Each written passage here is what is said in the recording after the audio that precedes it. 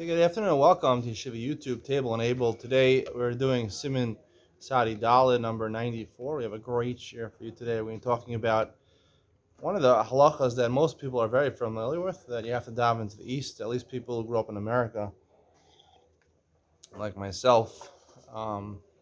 Which way do you face? You face the east. Which way is the east? I don't know. Who has a compass? The reason you face the east, we'll see, is because you want to face Eretz Israel, America. If you're not familiar with geography, America, and also the area the Shulchan Aruch and the Ramah are writing in. Shulchan Aruch lived from Sfarad, from Spain, he eventually moved to Eretz Israel.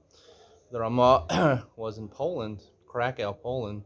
So it's actually not exactly to the east, it was actually southeast. If you know that Europe is north of the latitude of Israel. Let's see. Aleph. When you get up to daven, you should face your body, and really your face should face Eretz Israel. Not only that, you should also, not just in terms of your position in your body, but also mentally, to focus towards Yerushalayim, Villa Mikdash, Al Beis Kodesh HaKadosh. You want to face the holiest of holies, the Kodesh HaKadosh. Eretz Israel. You extend in Eretz Israel, like presently now I live in Eretz Israel. So not everywhere in Eretz Israel you face the east, you're facing the Jerusalem. There are most places actually you face towards the east. But let's say you're in the West Bank, so you actually face to the west.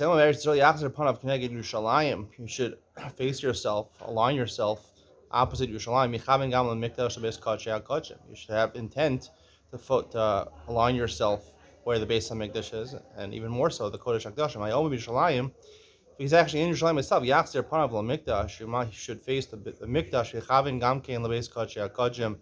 He should have kavana. He should align his body and his mind with the beis kodesh hakadshim. Hayomid acharei hakaporis. Machzir panav kaporis. This is actually a relevant halacha. You go to the Kosel Maravi. You go to the Western Wall.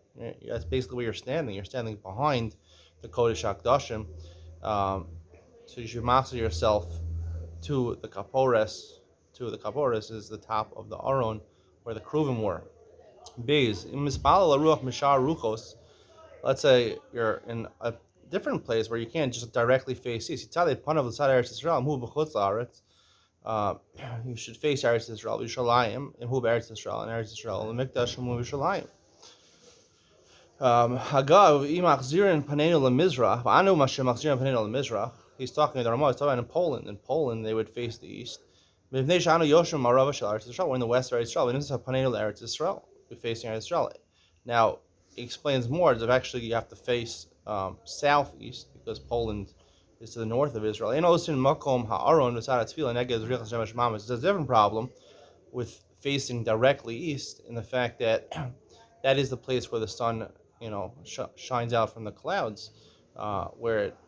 So that and there are avodah zaras that worship the sun. That's the ways of heretics in order to worship the sun. So if you face directly to the east, it looks like you're actually worshiping the sun.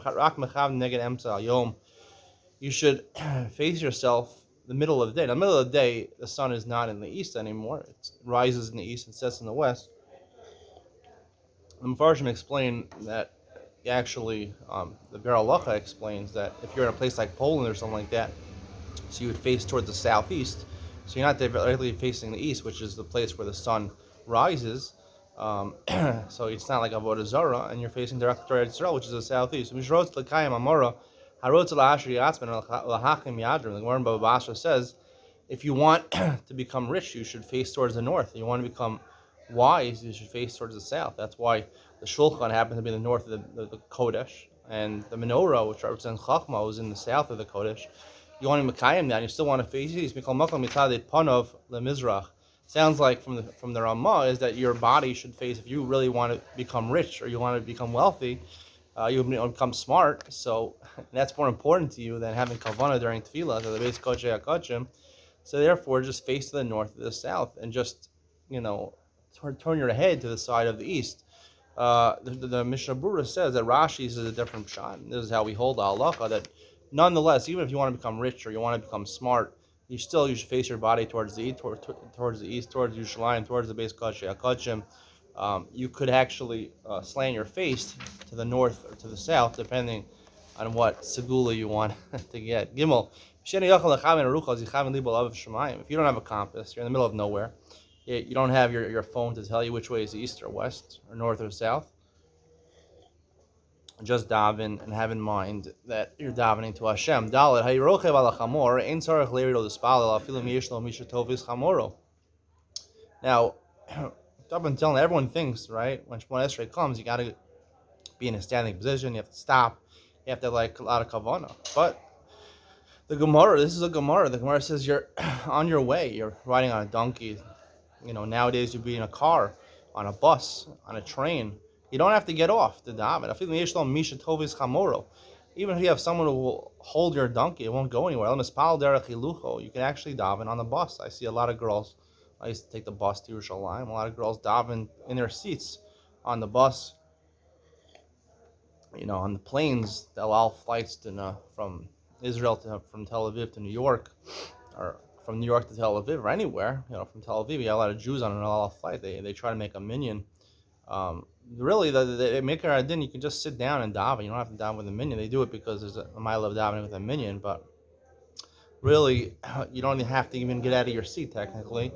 Davening with a minyan is a mila, not a chiyuv. So if you have more kavanah sitting down, it's probably optimal to just stay in your seat. Alternatively, you're on a boat, you're in a wagon.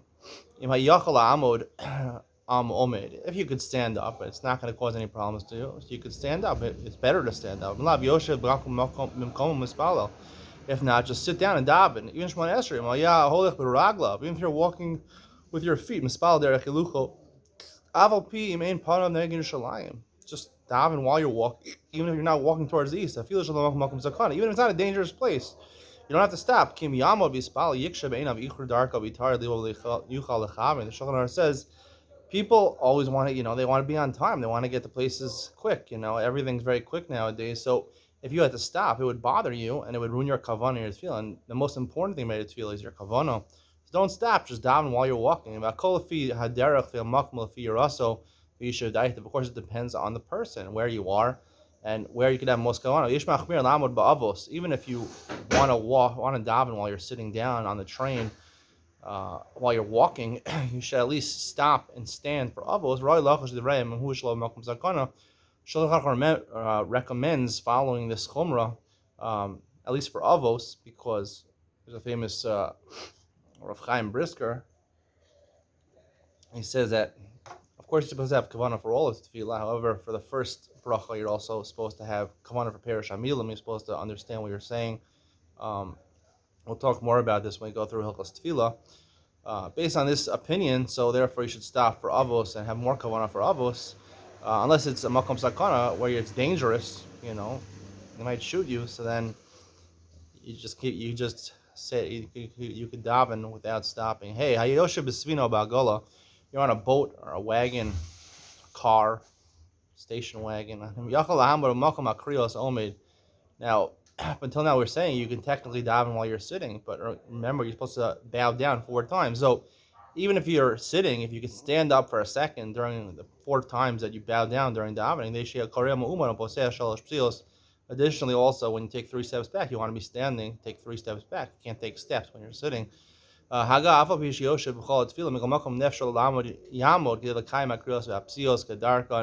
Ramah says, like the Shulchan Aruch, you try to do this. You're on an animal. So you might be able to get up, but at least to Mekayim Shalosh Psios, you should have your animal walk 3 steps back. It's like he actually took 3 steps back, because the Gemara in Kedushin says Mahalich is Karoch. It says Rochiv is Mahalich Dami. Doesn't say actually. It says Rogia. If you're riding in a car, it's like you're actually walking. So therefore, if you're on an animal and you're riding the animal and it goes back, it's like you actually took the steps yourself. Let's say you're sick, you can't get out of bed. You just turn on your side. You're not supposed to say Kriya Shema when you're lying on your back or lying on your stomach. So same thing would apply to tefillah apparently. And therefore, you should turn on your side, and you should have, if you could have kavanah. If you can have no kavanah, you're really sick. you should still think the words of tefillah, even though hearer is lavka dibur. Don't be possible that thinking something is not considered the same as saying it, and tefillah has to have dibur. Even the dieved, your yotze, if you can't hear what you say, but at the minimum is that you have to actually verbalize the words. Your lips have to move, even if you can't hear it. Technically, it's still better than nothing. Zayin mishayulo anasim mikana misyar Hashem yafsiku tefillah so yafsidu mekcho. They're strong people, dangerous people, and he wants to stop and say Kriya Shema, and I don't know, in the marketplace, in a store, in a public mall or something like that. People will stop him and say, "Here, sir, can you move?" Or he has bags, the shopping bags in the mall. They're going to steal them. He should sit, find a bench, daven there. He's not going to be able to concentrate, even if they don't take his bags or stop him. Yoshev Mispalel Vikoreya. Even if you have to do the 3 steps at the end, right? You get up, like we said before, you get up for a second to do the Krios and to do the 3 steps back. As we mentioned, right up until now we're talking about Shaus B'di'evid, right? Where it's circumstances that are difficult. However, if there's no difficult circumstances, it's called Amida for a reason. You're supposed to be standing. We all know you're supposed to have your 2 feet together. Supposed to be standing straight, has to shuckle at least 100 times during Shemon Esrei. So you should be careful not to lean on anything, because, or on an amud, on a pillar, or your friend while you're davening, because if you're leaning to the point where if what you're leaning on would be taken away, you would fall. That means you're not considered standing. You're considered leaning, and smicha is not like amida. It's not like you're standing up, and technically you're supposed to have amida for Shemona Esrei, and not smicha. And he says to be careful. People lean on their shtenders also. He actually mentions this in Mishnah Brura. Don't lean on your shtenders to the point that if you take the shtender away, you would fall, because that also is not called amida. Tet, someone who has to daven while he's sitting, because otherwise it's going to be kavana. He either has to get somewhere quickly, or he happens to be on a plane, on a train. When he gets back, technically, when he gets to a place, he should daven again, as long as there's still part of his man tefillah. Right? So you see from this halacha, interestingly enough, that even if you're on a train or a bus, and by the time you get to that place, you'll still be with man tefillah. You're still allowed to do this. The whole heter of davening while riding a bus or while walking is, even if you'll have time afterwards to do it, it's just going to take longer. You don't have to go out every way. You can daven in whatever state you're in. So, however, the Shulchan Aruch says when you get to where you need to go to and you're able to stop, then you should daven another Shemona Esrei, because the first Shemona Esrei probably didn't have kavana. You don't have to be Mosif Davar, right? We're going to learn that you could actually daven a second tefillah called tefillah and dava. If you want to daven an extra tefillah, just like a korban and dava, you can bring an extra korban if you want. But the only time you can bring a korban and dava is if you're mechadish but davar, you have a new request. It has to be something new. Here, the fact that you didn't have kavana in the original tefillah is enough. You don't have to mechadish but davar. However, the Mishnah Brura though does add that the halacha does not follow the Shulchan Aruch. We paskin nowadays that if you happen to daven in a place where you're sitting down, or you're leaning, or you're moving, you do not have to go ahead and repeat Shemona Esrei. If you want to, and you could. You don't have to, like he says, you don't have to mechadish but davar. You don't have to say a novel thing in your Shemona Esrei. However, the minhag is not to repeat your Shemona Esrei, because we don't have kavana in general, so we don't assume you're going to have kavana the second time either. The Ramah says, he's coming to a new city, he's close to the hotel, maybe he's staying at the hotel. He has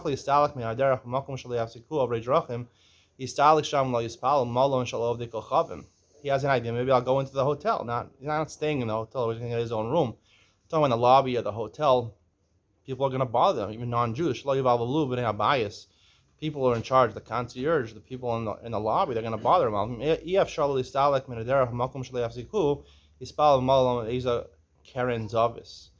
all depends where you're going to be bothered less, meaning if you're going to be outside and people will bother you, so go inside the lobby of the hotel and find a nice corner where no one's going to bother you, no one's going to interrupt you in the middle of your Shemona Esrei. It just depends where people are going to bother you less. If in the street they'll bother you less, daven there. If they'll bother you less in the lobby, so that's where you should be davening. That's the conclusion of today's year. Stay tuned for Ian to lean on. We talk more about the requirement of actually standing during Shemona Esrei. It's called the Amida. Do you really have to stand during Shemona Esrei? Coming up next.